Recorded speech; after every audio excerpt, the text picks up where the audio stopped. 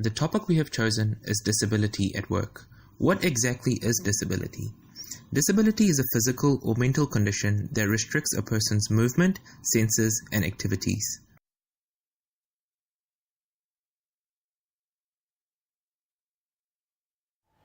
Every human being is unique. Although that individual may have the same impairment as others, they will certainly experience different opportunity and barriers in accordance to where they live and their surrounding treatment to the impairs. The social model of disability assists us to understand deeper the person in disability. Set of rule and regulation was placed to inform, plan, and educate people regarding the disability context in the first New Zealand disability strategy in 2001.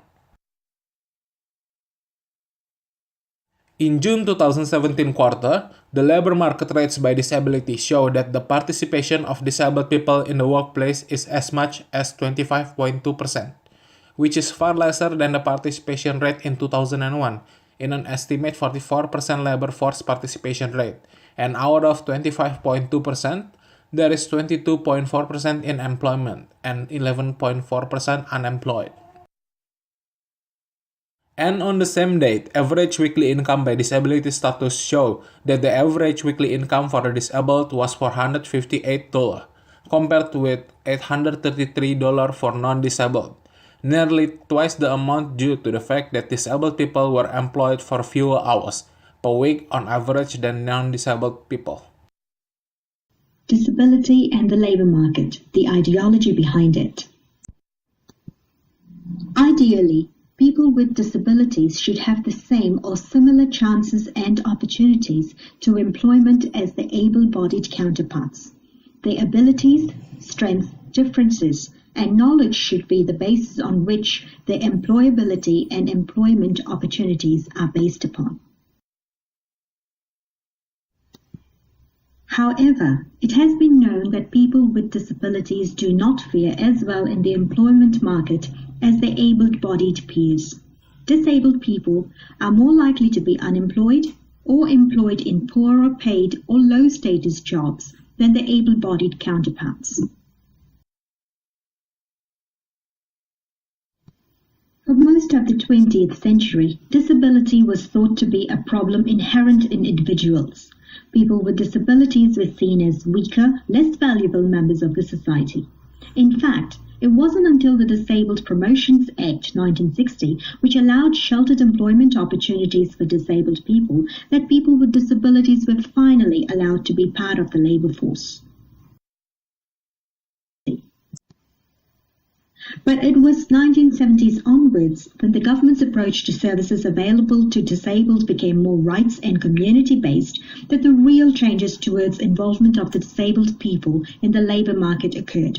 With a growing recognition of the potential that disabled people could bring in the labor force and the need to empower disabled people for their own betterment, Aotearoa New Zealand took a radical approach to diversity in relation to employment of persons with disability.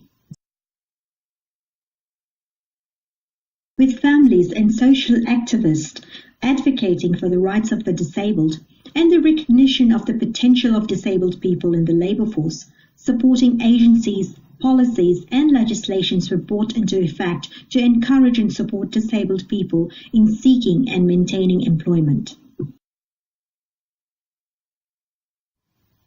While the participation of disabled people in the labor market began as a necessity to fill gaps in the market, in recent years there has been support for mainstream employment based on the skills, knowledge and differences and the strengths that disabled people may bring to the table.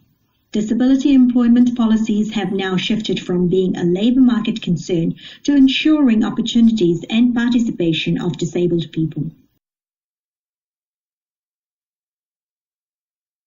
Policies have been put into place to ensure that disabled people have an equal opportunity to employment and are not discriminated against based on their disability.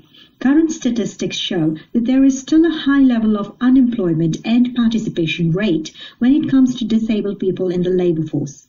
The question is, why? Capitalism in New Zealand. How does this relate to disability in the workplace, you may ask? In New Zealand, we have a capitalist economic and political system. This is a system in which a country's trade and industry are controlled by privately owned companies rather than by the government. New Zealand is made up mostly of privately owned companies, for example, Fisher & Paykel and Fletcher Building.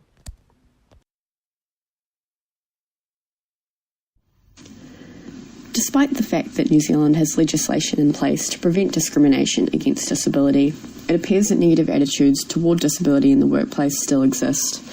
In April 2018, only 44.1% of privately owned companies in New Zealand had policies and initiatives in place around disability in the workplace. To add to this, sadly, over 25% of all complaints to the Human Rights Commission between 2005 and 2010 were related to pre-employment and employment disability discrimination.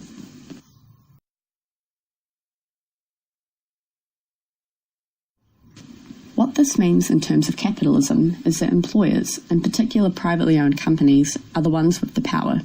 They decide who they want to employ and how fairly they want to pay them. When an employer holds negative attitudes towards disabilities, members of this group are instantly faced with extra hurdles in order to obtain a job that those without a disability would not. Negative attitudes toward disabilities in the workplace are perceived extra cost associated with hiring disabled people, levels of productivity, negative reactions of co-workers and consumers, and perceived special treatment of disabled workers by co-workers.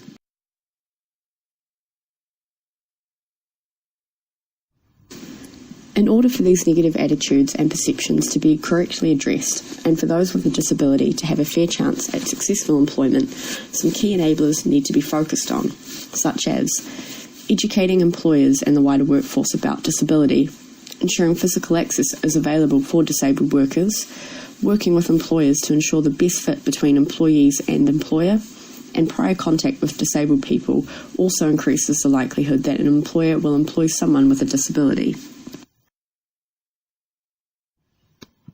After considering the previously discussed factors that have caused issues for disabled people in the workforce, the question remains, what has been done to counteract such issues?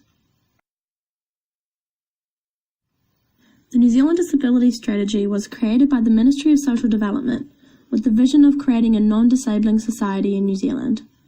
There is an increased focus on supporting disabled people into employment, especially in comparison with the previous 2001 strategy. An outcome hoped to be achieved is that disabled individuals have employment and economic security and are treated with dignity and respect in the workforce.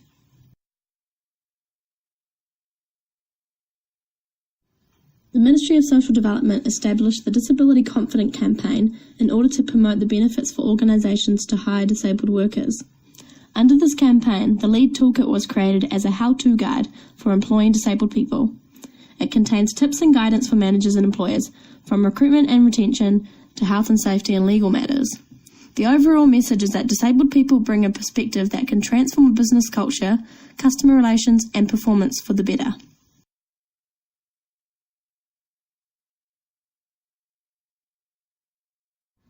There has been recent debate regarding the current minimum wage exemption model, where organisations are able to pay individuals less due to their disability. Unsurprisingly, many people have found this government scheme unfair and discriminatory, and it clearly does not align with the disability strategy's focus of supporting disabled people into employment and creating equal opportunities for them in society. However, the government plans to abolish the current scheme in order to counteract the unemployment rate of disabled individuals, which is 2 times higher than abled people.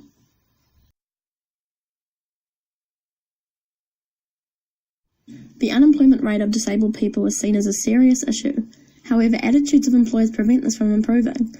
Attitudes toward disabled workers are predominantly negative, as reflected in this study where factors such as absenteeism and higher costs are cited as reasons for not employing them. This creates negative implications for diversity in the workplace, as this diversity group becomes excluded from working due to preconceived ideas and beliefs held by employers.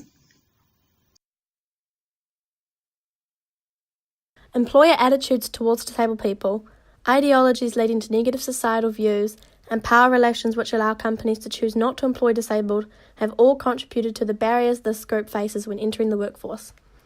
However, there are various government-led strategies and initiatives that are counteracting the negative issues this group faces. There is a growing recognition of the potential disabled people can bring to the workforce, and guides for employers in hiring disabled people hope to change negative views and allow employment opportunities. In order for New Zealand to achieve the vision of becoming a non-disabling society, organisations must provide disabled individuals with the same employment opportunities as their abled counterparts.